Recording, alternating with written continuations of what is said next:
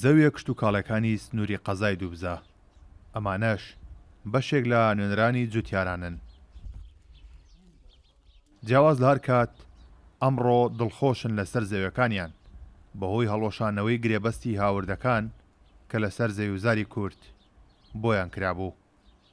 بس مقاطعي شوار حموي قراب مقاطعي بين ان شاء الله حموي قراتوا بامر قرار لكم رجع تطبيق قرا ان شاء الله قريته بناو خمانو بخوشي سلامتي بو خمانه قريتوا ئەمڕۆ یەکەم ڕۆژە لە قەرەدەرەوە دیارە بڕیاری 29 جێبەجێ ئەکرێت بۆ هەڵوەشانەوەی گرێبەستەکان. ئێمە لای خۆمانەوە وەکو جوتیارانی سنوورەکە سوپاس و پێزانینی خۆمان دەرەبڕین.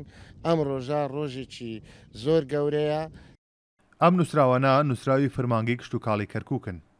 ئاراستەی هۆبەکانی کشت و کاڵ کراون تاوەکو سەرجەم زەویە تفاکان دەستنیشان بکرێن و گرێبەستی هاوردەکان هەڵبۆشێنرێنەوە.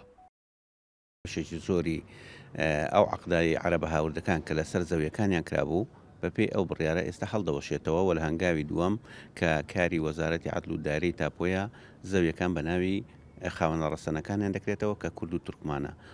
بەگشتی ئێمە زۆر دڵمان پێخۆشە و مای ڕەزامەندی هەموو جوتیارانشا هیوادارین بە زووترین کات کێشەی تێنەکەوێەوە جێبەجێ بکرێت کە لە بەشێکی زۆری منتیقەکان دەستیان پێکردووە.